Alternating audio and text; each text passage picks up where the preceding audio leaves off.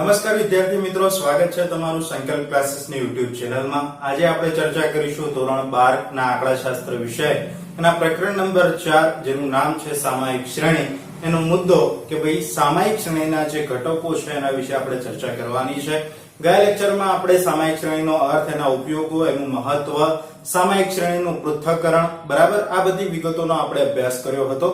આજે આપણે શરૂઆત કરીશું સામાયિક શ્રેણીના ઘટકો વિશે। તો સામાયિક શ્રેણીના જે ઘટકો છે, મુખ્ય 4 ઘટકો છે, આપણે ગઈકાલે જોયા હતા।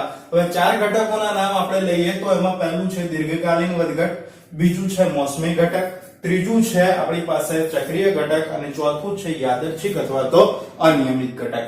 હવે આમાં જે છે એ મોટા ભાગે તમને 3 અને 2 માર્કમાં પૂછવામાં આવે। ઉદાહરણ તરીકે દીર્ઘકાલીન ઘટક છે તમને 3 માર્કમાં પૂછી શકે, મોસમી ઘટક છે એને પણ 3 માર્કમાં પૂછી શકે, ચક્રીય અને અનિયમિત ઘટક તમને 2-2 માર્કમાં પૂછી શકે છે। તો અહીંયા ધ્યાન આપજો, ખાસ IMP છે આ થિયરી, કારણ કે આ જેટલા પણ 4 ઘટકો છે, 4 માંથી એક ઘટક તમારી બોર્ડની એક્ઝામમાં હશે ને હશે, ફાઇનલ છે। ઓકે, તો શરૂઆત આપણે કરીએ દીર્ઘકાલીન ઘટક અથવા તો ગલન। તો દીર્ઘકાલીન, દીર્ઘ એટલે લાંબુ અને કાળ એટલે સમય, આ બે સંધિ આપણે છૂટી પાડીએ કે દીર્ઘકાલીન, તો દીર્ઘ એટલે શું થાય? લાંબુ, અને કાળ એટલે થાય સમય। તો લાંબા સમયગાળા માટેની જે ઘટક હોય એને કહેવાય દીર્ઘકાલીન, જેને TT વડે દર્શાવવામાં આવે છે। T એટલે ટ્રેડ, T એટલે શું થાય? ટ્રેડ। ઓકે, તો TT વડે દર્શાવવામાં આવે છે। તો આ વસ્તુ સમજો શું કહેવા માંગે છે અંદર। તો સામાયિક શ્રેણીના ચલમાં ખૂબ લાંબા સમયગાળામાં જે ચલન જોવા મળે છે, કેવા સમયગાળાની વાત કરી છે? લાંબા સમયગાળામાં જે શું જોવા મળે છે? ચલન એટલે કે ફેરફાર જોવા મળે છે, તે વલણની અસર છે અથવા તો દીર્ઘકાલીન ઘટકની શું છે? અસર છે। સામાયિક શ્રેણીમાં જે લાંબો ગાળો હોય અને એના પછી ફેરફાર થતા હોય લાંબા સમયાંતરે, તો એને દીર્ઘકાલીન ઘટકની અસર ગણવામાં આવે છે। સામાયિક શ્રેણીના ચલમાં સમય સાથે સતત વધારો કે ઘટાડો માલુમ પડે છે, આ સ્થિતિ વલણને કારણે ઉદ્ભવે છે। શું કીધું છે કે સામાયિક શ્રેણીના ચલમાં સમય સાથે સતત શું થતો હોય? વધારો, કાં તો સતત શું થતો હોય? ઘટાડો, આવી પરિસ્થિતિ ઉદ્ભવે છે। તો આ સ્થિતિ શાના કારણે સર્જાય છે? વલણને કારણે, એટલે કે દીર્ઘકાલીન ઘટકને કારણે ઉદ્ભવે છે। ઉદાહરણ તરીકે આંતરરાષ્ટ્રીય બજારમાં રૂપિયાનું ઘટતું મૂલ્ય, તો રૂપિયાનું ઘટતું મૂલ્ય કઈ એકાદ વર્ષથી નથી થતું, એ વર્ષોથી થતી પ્રક્રિયા છે। લાંબા સમયથી રૂપિયાનું મૂલ્ય સતત શું થાય છે? ઘટતું જાય છે। દેશની અંદર વસ્તી વધારો જે થાય છે, તો એક જ વર્ષમાં 100 કરોડની વસ્તી વધી ગઈ એવું છે નહીં, બરાબર છે? 100 વર્ષ 150 વર્ષની લાંબી પ્રક્રિયા બાદ વસ્તી આટલી બધી વધી છે। અને મૃત્યુ દરમાં ઘટાડો, એ પણ શિક્ષણમાં વધારો થયો, એ સિવાય પછી જે આપણી આરોગ્યની સુવિધા છે એમાં વધારો થયો, તો એના કારણે થઈને લાંબા સમયે આપણને આ વસ્તુઓ જોવા મળી છે કે ભાઈ રૂપિયાનું મૂલ્ય ઘટ્યું છે, શિક્ષણમાં વધારો થયો છે, મૃત્યુ દરમાં ઘટાડો થયો છે, વસ્તીમાં વધારો થયો છે। તો એ ટૂંકા ગાળાની અસર નથી, લાંબા ગાળાની અસર છે। વલણમાં ટૂંકા ગાળાની વધઘટો ધ્યાનમાં લેવામાં આવતી નથી। ટૂંકા ગાળાની એટલે કે આની અંદર તો મિનિમમ 10 વર્ષ કે 8 વર્ષ, 5 વર્ષથી ઉપરના વર્ષનો સમયગાળો લાગે। કોઈ પણ વસ્તુ તમે જોઈ લો, ધારો કે વસ્તી જો 10 વર્ષે દર્શાવવામાં આવે, મૃત્યુ દર કે 1 વર્ષમાં કંટ્રોલમાં આવવાનો નથી, રૂપિયાનું ઘટતું મૂલ્ય 6 મહિનામાં આપણને ખબર પડવાનું નથી, તો એના માટે સમયગાળો લાંબો જોઈએ। તો આની અંદર ટૂંકા ગાળાની જે વધઘટો છે, ટૂંકા સમયગાળાની, એને ધ્યાનમાં લેવામાં આવતી નથી। શ્રેણીની કિંમતોમાં કેવા ફેરફારો થાય છે તે ધ્યાનમાં લેવામાં આવે છે। કિંમતોમાં કેવા ફેરફાર થાય તે ધ્યાનમાં લેવામાં આવે છે, અને જે પરિબળો હેઠળ આવા ફેરફારો થાય છે તેનો ફેરફારોનો દર કેવો હોય છે? ધીમો, બરાબર। હવે આ સેન્ટેન્સ સમજો, શું કહેવા માંગે છે કે શ્રેણીની કિંમતોમાં કેવા ફેરફાર થાય છે, એટલે કે વધારો થાય છે કે ઘટાડો થાય, તે ધ્યાનમાં લેવામાં આવે છે। વધારો થયો કે ઘટાડો ધ્યાનમાં લીધું, અને એને કયા પરિબળો અસર કરે છે, એનો ફેરફારનો દર ધીમો હોય છે। જે પરિબળો હેઠળ આવા ફેરફાર થાય છે તેનો ફેરફારનો દર કેવો હોય છે? ધીમો, એટલે કે ધીમી ગતિએ વધારો કાં તો ઘટાડો થતો હશે। ઉદાહરણ તરીકે ભારતમાં શિક્ષિતોની સંખ્યા વધી, પણ એ લગભગ કેટલા વર્ષની આસપાસ વધી? 60 થી 70 વર્ષનો સમયગાળો થયો, એના પછી શિક્ષિતોની ટકાવારીમાં શું થયો છે?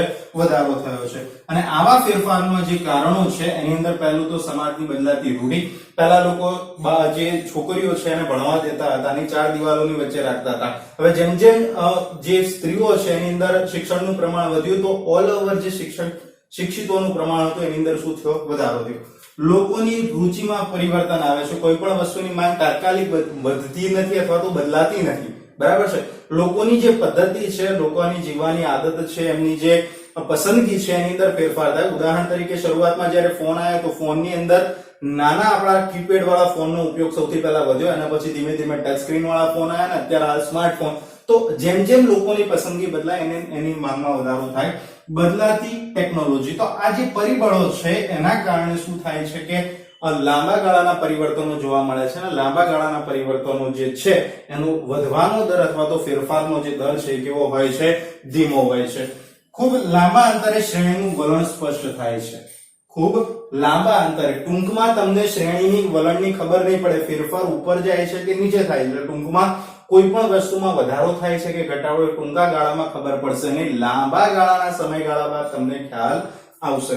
ખેતી ઉદ્યોગોનું ઉત્પાદનનું વલણ, હવે ઉદાહરણ તમને આપ્યું છે. જો ખેતી અને ઉદ્યોગોનું જે ઉત્પાદન હોય એનું વલણ જાણવું હોય તો એ 10 થી 15 વર્ષના સમયગાળાનું જાણવું પડે, અને ઇલેક્ટ્રોનિક ઉપકરણોનો જે વેચાણનું વલણ જાણવું હોય તો છેલ્લા 4 થી 5 વર્ષનું એનું વેચાણનું વલણ જોવું પડે. તો એ જે ગ્રાફ તમને ખબર પડે તો એ ગ્રાફ ઉપરથી તમે જણાવી શકો કે ભાઈ વલણ કઈ રીતનું છે.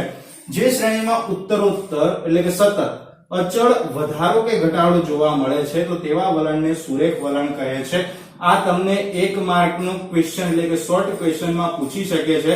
સુરેખ વલણ કોને કહેવામાં આવે? તો સુરેખ વલણ કોને કહેવાય? તો જે શ્રેણીમાં ઉત્તરોત્તર સતત વધારો અચળ પ્રમાણમાં, ઓકે, વધારો કાં તો ઘટાડો થતો હોય તો તેવા વલણને સુરેખ વલણ કહે છે. શોર્ટ ક્વેશ્ચન છે.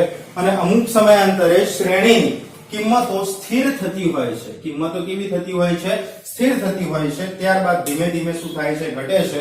આવા વલણને શું કહેવામાં આવે છે? અસુરેખ વલણ અથવા તો ચક્રીય વલણ, વક્રીય વલણ કહેવામાં આવે છે. શું થાય? અમુક સ્થિતિ એકદમ સીધી હોય. જો અહીંયા દર્શાવી દઉં છું, બરાબર છે. આ સ્થિર સ્થિતિ છે અને ત્યારબાદ એમાં સતત શું થતો હોય? ઘટાડો થતો હોય. તો એ જે સ્થિતિ છે એને શું કહેવામાં આવે છે? અસુરેખ વલણ અથવા તો વક્રીય વલણ તરીકે ઓળખવામાં આવે છે. તો વિદ્યાર્થી મિત્રો, અહીંયા દીર્ઘકાલીન ઘટક આપણું પૂર્ણ થયું. આપણે ફરીથી જોઈ લઈએ. ટીટી વડે દર્શાવાય છે. સામયિક શ્રેણીમાં લાંબા સમયના જે ફેરફારો છે એનું ચલન જોવા માટે વલણની અસર થાય છે.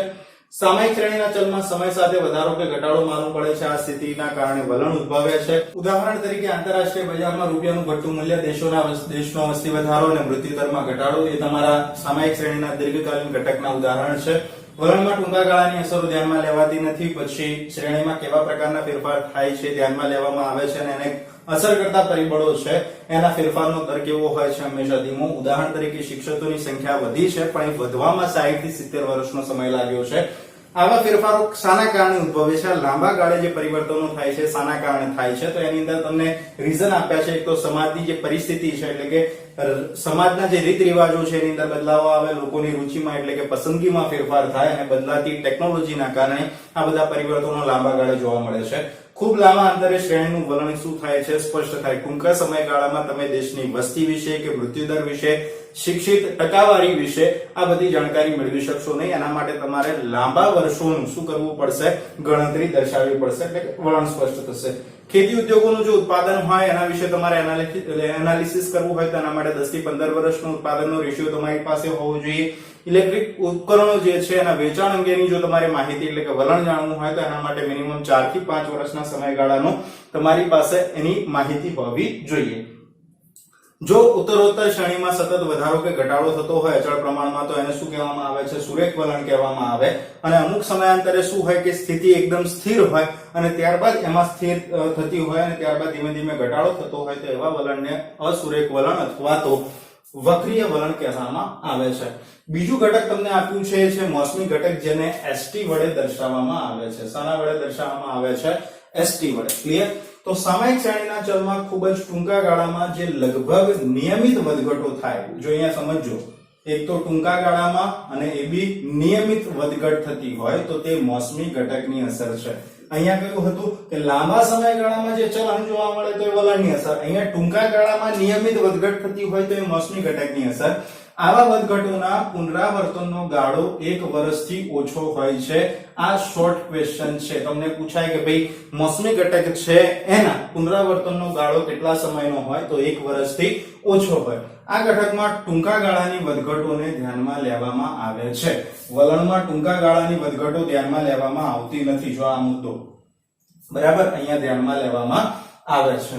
આપેલ ચલની વાર્ષિક કિંમતો પ્રાપ્ય હોય તો મોસમી ઘટક વિશેની માહિતી મેળવી અશક્ય છે. વાર્ષિક કિંમતો આપી હોય ત્યારે મોસમી ઘટક વિશેની માહિતી મેળવવી અશક્ય. કેમ? કારણ કે મોસમ જે છે, મોસમી ઘટક શાના ઉપર ડિપેન્ડેન્ટ છે? ઋતુઓ ઉપર ડિપેન્ડેન્ટ છે, અમુક માનવ સર્જિત ઘટનાઓ ઉપર ડિપેન્ડેન્ટ છે. તો આની અંદર એક વસ્તુ છે કે વાર્ષિક કિંમત જો આપી હોય તો 12 મહિના થઈ ગયા. વાર્ષિક કિંમતો એટલે કેટલા મહિના થયા? 12 મહિના. અને ઋતુ મિનિમમ કેટલા મહિનાની હોય છે? 4 મહિનાની. ક્લિયર? તો એ 4 મહિનાની માહિતી માટે જો તમને વાર્ષિક કિંમતો આપી હોય કોઈ પણ વસ્તુની, બરાબર છે, કે ભાઈ આખા વર્ષ દરમિયાન કે ભાઈ છત્રી અથવા તો એસી નું વેચાણ આટલા એકમ થયું છે, તો તમારે જ્યારે મોસમી ઘટક વિશે જાણકારી મેળવવી હોય તો એ તમારા માટે યોગ્ય નથી કે ઉનાળામાં કે ચોમાસામાં કેટલું વેચાણ થયું એની જાણકારી તમને મળશે નહીં. મોસમી ઘટકને અસર કરતા મુખ્યત્વે કેટલા પરિબળો છે? 2 પરિબળો. એટલે કે મોસમી ઘટક જે છે એની અંદર 2 પ્રકારના પરિબળોનો સમાવેશ થાય. એની અંદર પહેલું છે કુદરતી પરિબળ અને બીજું છે માનવ સર્જિત પરિબળ. કુદરતી પરિબળ એટલે કે કુદરતી ઘટનાઓને કારણે જે પરિવર્તન આવે છે કોઈ પણ વસ્તુમાં, તો એ કુદરતી પરિબળની અસર છે. આપણે શરૂઆત કરીએ તો સામયિક શ્રેણીની કિંમતોમાં ઋતુ અથવા તો હવામાન આધાર ફેરફારોને કારણે જે વધઘટો થાય છે એ કુદરતી પરિબળોની અસર ગણવામાં આવે છે. ઋતુ અથવા તો હવામાન, તો આ 2 વસ્તુ શાના ઉપર ડિપેન્ડેન્ટ છે? કુદરત ઉપર. તો એ કુદરતી પરિબળોની અસર કહેવાય. આ વધઘટો નિયમિત અંતરાલે થાય છે. હવે શિયાળો, ઉનાળો અને ચોમાસું, આ જે ત્રણે ઋતુ છે ચોક્કસ સમયના અંતરે આવતી હોય એટલે કે નિયમિત વધઘટ થાય. ઉદાહરણ તરીકે ઉનાળામાં પંખા, એસી અને કુલરની માંગ વધે, શિયાળામાં ગરમ કપડાની માંગ વધે અને ચોમાસામાં છત્રી અને રેનકોટની માંગમાં શું થાય છે? વધારો. તો આ જે વસ્તુઓની માંગ છે ચોક્કસ સમયગાળા પછી બદલાય છે. ઉનાળામાં વાત કરીએ તો પંખા, એસી અને કુલરની માંગ થાય, ત્યારે છત્રી કે રેનકોટની માંગ નહીં થાય, ગરમ કપડાની માંગ થશે નહીં. હવે આ ઉનાળાની સીઝન પૂરી થઈ તો નેક્સ્ટ જ્યારે ઉનાળાની સીઝન ફરીથી આવશે તો ત્યારે આ વસ્તુઓની માંગમાં શું થશે? એટલે કે એસી, પંખા અને કુલરની માંગમાં વધારો થશે.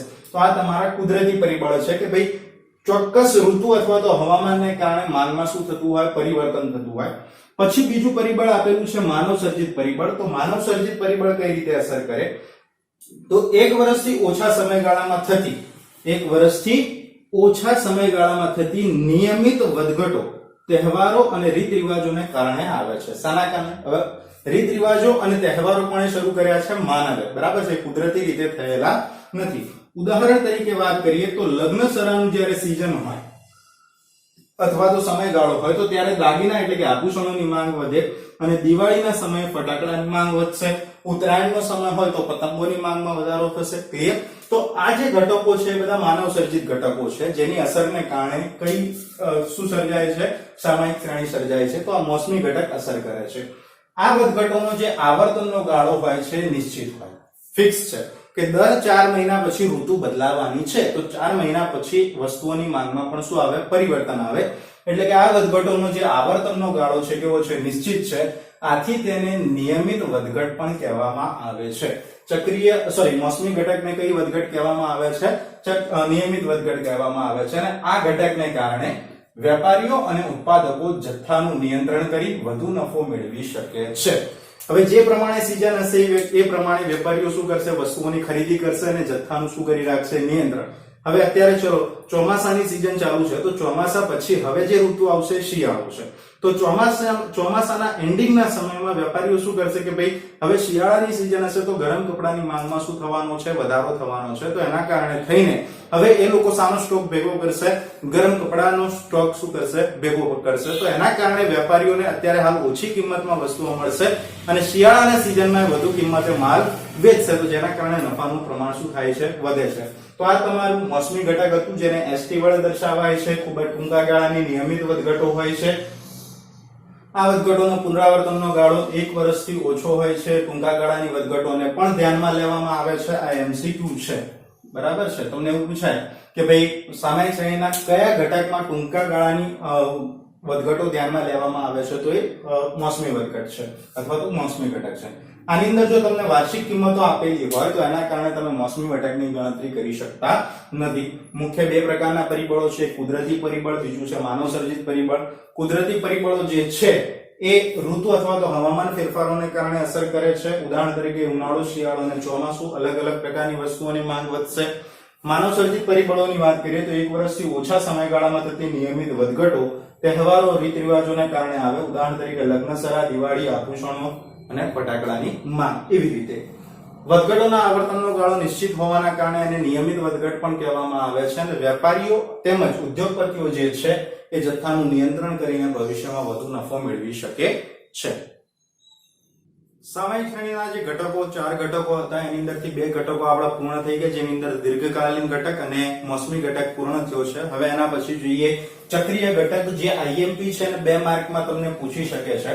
તો ચક્રીય ઘટકને સીટી વડે દર્શાવવામાં આવે છે. શાના વડે દર્શાવવામાં આવે છે? સીટી વડે.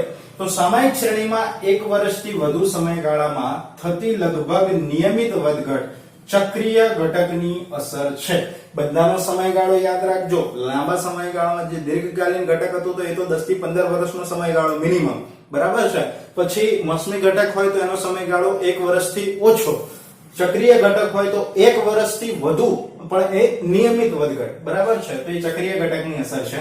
મોસમી કરતા ઓછી નિયમિતતા ધરાવે છે. આ જે મોસમી ઘટક છે એના કરતા ચક્રીય ઘટક કેવી નિયમિતતા ધરાવે છે? ઓછી નિયમિતતા ધરાવે છે. આ આવર્તનનો ગાળો 2 થી 10 વર્ષનો અને વિશિષ્ટ સંજોગોમાં 10 થી 15 વર્ષનો હોય છે.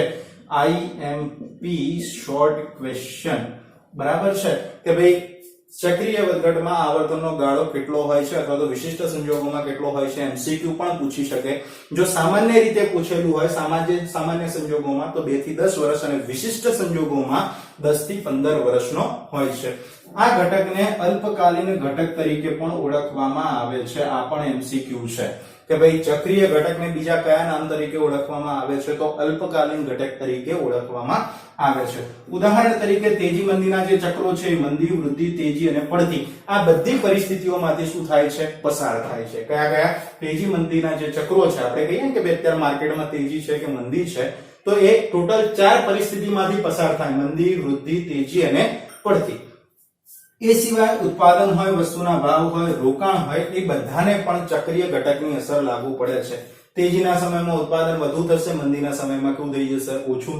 તેજીના સમયમાં વસ્તુના ભાવ વધે, મંદીના સમયમાં ઘટે. રોકાણની વાત કરીએ તો તેજીના સમયમાં લોકો વધારે પ્રમાણમાં રોકાણ કરશે, મંદીના સમયમાં રોકાણ ઓછું કરશે. તો આ જે તેજી મંદીના પરિબળોને કારણે જે ઘટક સર્જાય અથવા તો સામયિક શ્રેણી સર્જાય તો એ ચક્રીય ઘટકની અસર કહેવાય, જે વેપારીઓને આયોજન કરવા શું થાય છે? મદદરૂપ થાય છે.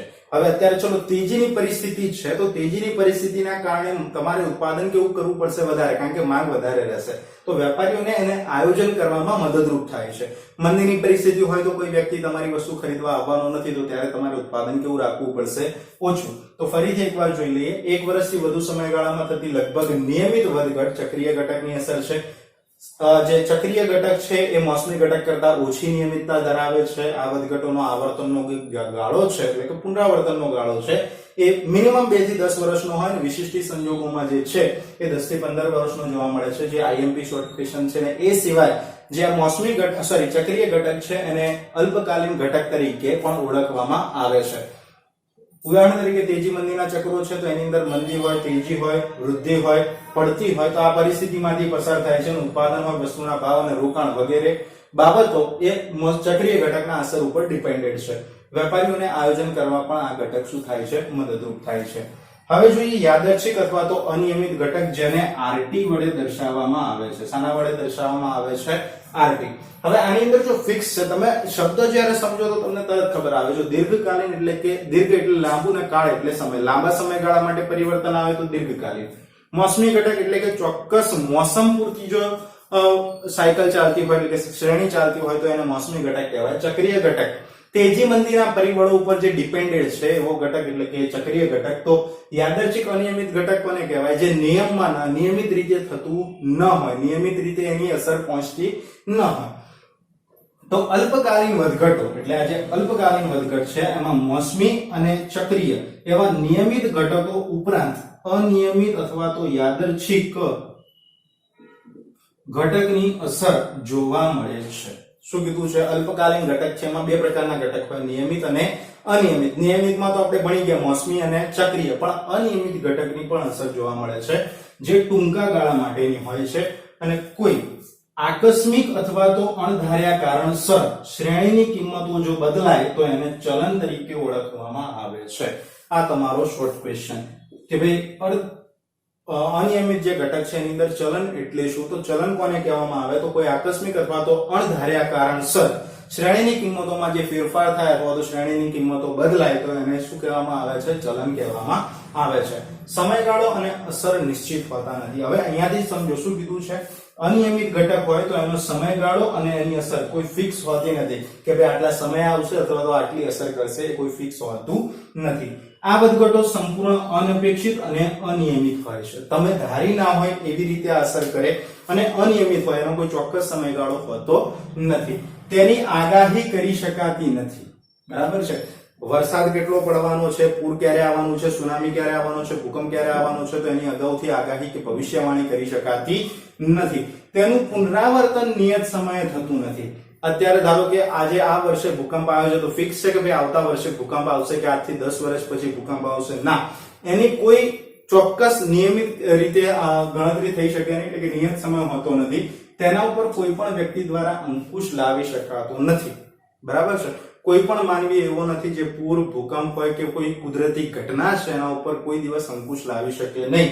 તો અહીંયા જો એક તો એનો સમયગાળો અને અસર નિશ્ચિત નથી, વધઘટો સંપૂર્ણ અનપેક્ષિત હોય છે અને અનિયમિત હોય, એની આગાહી કરી શકાતી નથી, તેનું પુનરાવર્તન નિયત સમયે થતું નથી અને તેના ઉપર અંકુશ લાવી શકાતો નથી. ઉદાહરણ તરીકે કુદરતી આપત્તિઓની વાત કરીએ તો એની અંદર પૂર અને ભૂકંપ, માનવ સર્જિત સમસ્યાઓની વાત કરીએ તો એની અંદર યુદ્ધ અને હડતાલ, જેને આપણે કોઈ પણ એટલે કે એનો કોઈ ચોક્કસ સમયગાળો હોતો નથી. આ ઘટકને લીધે અનુમાનિત કિંમતમાં ત્રુટિ આવી શકે છે. અનુમાનિત એટલે કે ભવિષ્યની જે કિંમતો તમે એપ્રોક્સિમેટલી ધારીને મૂકી છે કે અત્યાર સુધી આપણું ઉત્પાદન આટલા ટકા થયું છે અથવા તો આટલા ઘણું થયું છે તો ભવિષ્યમાં આટલા ઘણું થશે. હા, થઈ શકે ખરું, પણ જો વચ્ચે આવી કોઈ અસર આવી જાય, આવી કોઈ આપત્તિ આવી જાય તો એના કારણે તમારા ઉત્પાદન ઉપર ફેરફાર થઈ શકે, તો તમારી જે અનુમાનિત કિંમત છે એમાં ત્રુટિ આવી શકે, એટલે કે ભૂલ આવી શકે. 100% તમારી જે કિંમત છે અનુમાનિત એ સાચી થઈ શકે નહીં. હવે RT મેળવવા માટેનું સૂત્ર છે કે ભાઈ YT - TT, ST અને CT આ ત્રણેયનો સરવાળો. RT એટલે જે અનિયમિત ઘટક છે એ કઈ રીતે શોધવામાં આવે? તો YT એટલે કે સામયિક શ્રેણીનો ચલ છે, એમાંથી બાકીના ત્રણેય ઘટકોનો સરવાળો શું કરી દેવાનો? બાદ કરવાનો. તો આ તમારું હતું અનિયમિત ઘટક. હવે આપણે જોઈએ સામયિક શ્રેણીનું યોગનીય મોડેલ, જે 2 માર્ક માટે બહુ જ IMP છે. તમને એવું પૂછવામાં આવે કે સામયિક શ્રેણીનું યોગનીય મોડેલ જણાવો. કદાચ તમને વિભાગ B માં પણ પૂછી શકે છે. ક્લિયર? તો આપણે સામયિક શ્રેણીનું યોગનીય મોડેલ યાદ રાખવાનું, YT = TT + ST + CT + RT. આવી રીતે યાદ રાખવાનું. YT = શું યાદ રાખવાનું? TT, ST, CT અને RT. આ બધામાં સરવાળાની નિશાની વચ્ચે મૂકી દેવાની. YT એટલે સામયિક શ્રેણીનો ચલ થાય, TT એટલે વલણ થાય, મોસમી ઘટક એટલે ST, ચક્રીય ઘટક એટલે CT અને અનિયમિત ઘટક એટલે શું થાય? RT. આપણે બધામાં લખેલું જ છે. જો RT, CT, પછી ST અને અહીંયા TT. ક્લિયર? સામયિક શ્રેણીમાં જો ચલની વાર્ષિક કિંમતો આપેલી હોય તો એના કારણે ST દેખાશે નહીં. આપણે ST ની અહીંયા ચર્ચા કરી છે. જો થેન્ક યુ કે ભાઈ આપેલ ચલની વાર્ષિક કિંમતો પ્રાપ્ત હોય તો મોસમી ઘટક વિશેની માહિતી મેળવી શકાશે નહીં. એ વાર્ષિક, કારણ કે આ જે કિંમત છે ST ની મોસમી ઘટકની એ 1 વર્ષથી નીચેના સમયગાળામાં હોય, 1 વર્ષના સમયગાળામાં હોતી નથી. અને એના પછી પણ 1 માર્કનો શોર્ટ ક્વેશ્ચન તમને આપેલો છે કે ભાઈ વલણ માપવાની રીતો જણાવો. આ પણ IMP ક્વેશ્ચન છે. તો વલણ માપવાની મુખ્ય 3 રીતો છે. એક આલેખની રીત, ન્યૂનતમ વર્ગોની રીત અને ચલિત સરેરાશની રીત. આ 3 રીતોનો અભ્યાસ આપણે નેક્સ્ટ લેક્ચરમાં કરીશું. વિદ્યાર્થી મિત્રો, આજના લેક્ચરમાં આપણે સામયિક શ્રેણીના ઘટકો વિશે ચર્ચા કરી. તો એના 4 ઘટકો એટલે કે દીર્ઘકાલીન ઘટક, ઓકે, બીજું છે મોસમી ઘટક, ત્રીજું આપેલું છે ચક્રીય ઘટક અને ચોથું આપણને આપેલું છે યાદચ્છિક ઘટક. તો એના વિશેનો આપણે અભ્યાસ કર્યો છે. આ તમારે ઘટકો ખાસ કરીને તૈયાર કરવાના છે. એકવાર નોટમાં એટલે કે નોટબુકમાં નોટ ડાઉન પણ કરી લેવાના છે, કારણ કે આમાંથી કોઈ એક ઘટક ફાઇનલી છેલ્લી એટલે કે બોર્ડની એક્ઝામમાં હોય છે દર વર્ષે. એ સિવાય સામયિક શ્રેણીનું યોગનીય મોડેલ, આ બોર્ડમાં જેટલું પણ આજે લખાણ લખેલું છે બધું તમારા માટે બોર્ડમાં IMP છે. કારણ કે દીર્ઘકાલીન અથવા તો મોસમી ઘટક તમને 3 માર્કમાં પૂછી શકે, મોસમી ઘટકને ખાલી 2 માર્કમાં પણ પૂછી શકે, કારણ કે એના ખાલી પરિબળો પણ પૂછી શકે છે, તો એ 2 માર્કમાં આવી શકે. એ સિવાય ચક્રીય અને જે અનિયમિત ઘટક છે એને પણ તમને 2 માર્કમાં શોર્ટ ક્વેશ્ચનમાં પૂછી શકે. 2 માર્કનો એક બીજો ક્વેશ્ચન છે કે સામાયિક શ્રેણીનું યોગનીય મોડેલ જણાવો, એ પણ IMP છે. અથવા તો 1 માર્કમાં ખાલી આ તમારે લખવાનું થાય કે સામાયિક શ્રેણીનું યોગનીય મોડેલ. પછી વલણ માપવાની રીતો, એ પણ તમારો 1 માર્કનો શોર્ટ ક્વેશ્ચન છે. તો આ જેટલું પણ આજે બોર્ડમાં મેં લખેલું છે તમારે નોટબુકમાં નોટ ડાઉન કરવાનું છે. નેક્સ્ટ લેક્ચરમાં આપણે આજે વલણ માપવાની રીતો છે એની અંદર પહેલી રીત એટલે કે આલેખની રીતનો અભ્યાસ કરીશું. ત્યાં સુધી અસ્તુ.